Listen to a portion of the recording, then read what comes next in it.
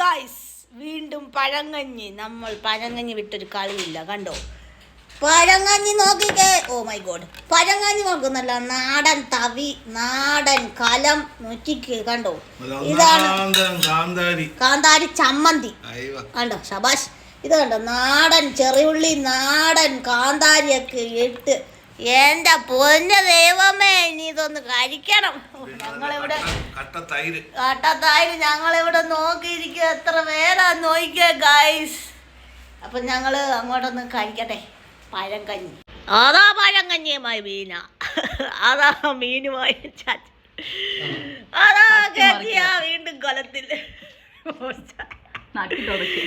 നമ്മൾ പഴങ്കഞ്ഞി തീർന്നത്. എന്റെ പാത്രം കണ്ടോ കാലിയായി. എൻ്റെ മൈ ഗോഡ് ജീസസ്, എൻ്റെ പൊന്നു ദൈവമേ. പഴങ്കഞ്ഞി എന്ന് പറഞ്ഞു കഴിഞ്ഞാൽ പറയാൻ നമ്മൾ അവാർഡ് കൊടുത്തതിൽ തെറ്റില്ല. കാരണം ഇത്രയും മഹത്തായ പഴങ്കഞ്ഞി നിങ്ങളൊന്ന് കഴിച്ചു നോക്കണം, എന്നാലും നിങ്ങൾക്ക് അത് മനസ്സിലാവത്തുള്ളൂ.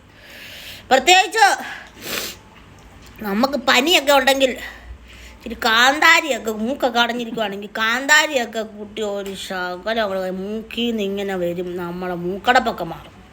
നമ്മൾ പാരസെറ്റാമോൾ എടുക്കുന്നതിലും എനിക്ക് തോന്നുന്നു ഇതായിരിക്കും നല്ലത് എന്ന് കരുതി നിങ്ങൾ പറയരുത് കഞ്ഞിയല്ലേ കുടിക്കേണ്ട, പഴങ്കഞ്ഞിയാണ്. പക്ഷെ ഞാൻ പറയുന്നു, നിങ്ങൾ പഴങ്കഞ്ഞി കുടിച്ചു നോക്കാം. എല്ലാത്തിനും പരിഹാരമാണ്. ഡയറ്റ് നിങ്ങൾ എടുത്തതിൽ നിങ്ങൾക്ക് ആഴ്ച ഒരിക്കലെങ്കിലും പഴങ്കഞ്ഞി കഴിക്കാം. എൻ്റെ ബോഡി കണ്ടു, ഞാൻ ഭയങ്കര സ്ലിമ്മാണ്. പഴങ്കഞ്ഞിയാണ് ആഴ്ച ഒരിക്കൽ കഴിക്കുക.